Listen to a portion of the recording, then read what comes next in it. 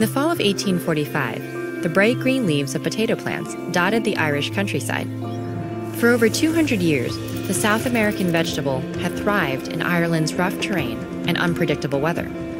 Packed with carbohydrates, vitamins, and minerals, the potato was a remarkably nutrient-rich crop that made it easy for less wealthy families to maintain a balanced diet.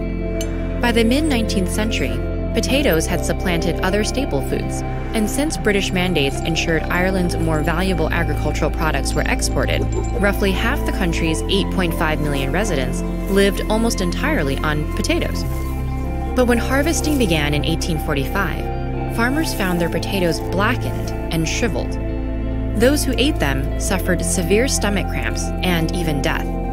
Today, we know the culprit was Phytophthora infestans, a fungus that flourished in the season's unusually damp weather. But at the time, it was simply called the blight. The fungus likely originated in the Americas, traveling across the Atlantic on ships.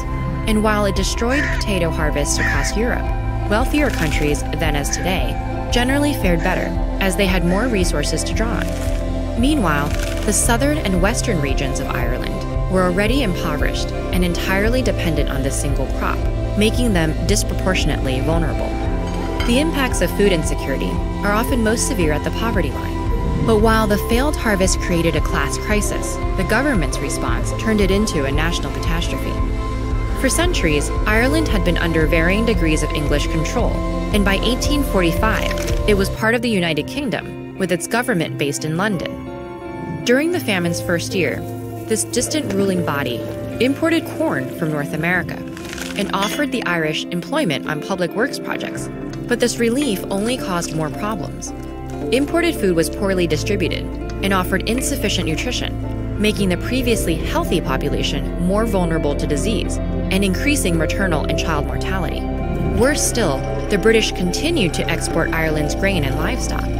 Meanwhile, the public works projects required lengthy shifts of grueling manual labor and were far from where most workers lived.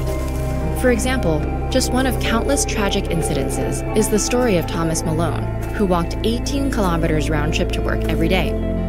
One night, exhausted and starving, he collapsed and died just before reaching home, leaving behind his wife and 6 children. Despite the year's countless tragedies, many families managed to scrape by. But in 1846, the damp weather returned and the blight worsened, impacting 75% of Ireland's potato yield. British relief efforts diminished substantially in the famine's second year, and while international aid helped save lives, the overall need was enormous. As the crisis wore on, the government limited who was eligible for relief and tasked Ireland with funding the relief efforts themselves by increasing local taxes. Most modern historians view these disastrous policies as stemming from a mix of toxic religious ideology, laissez-faire economic policies, and political infighting. British news sources callously depicted the Irish as lazy, simple-minded alcoholics, and some London decision-makers believed the famine was God's punishment for these sinful behaviors. Other government officials purposefully blocked efforts to provide meaningful relief due to internal political rivalries. As with famines and food insecurity today, it wasn't a lack of resources preventing the British from aiding Ireland, but rather a lack of political will. 7 years after the blight began, Ireland's weather patterns returned to normal and the potato crop finally stabilized. But over 1 million people had perished from starvation, malnutrition, and disease. Between 1 and 2 million more fled the country, beginning a trend that dropped Ireland's population to half its pre-famine levels by the 1920s. Today, climate change is making extreme weather more common and sustained, leading countless agricultural communities to face similar struggles. Just as in Ireland, farmers living on the margins are increasingly facing starvation, malnutrition, and disease due to global weather patterns for which they bear little responsibility. But history doesn't have to repeat itself if governments and institutions can provide the kind of aid these regions need. Relief efforts that are coordinated and ongoing provide sufficient nutrition to prevent disease and are offered with compassion rather than judgment.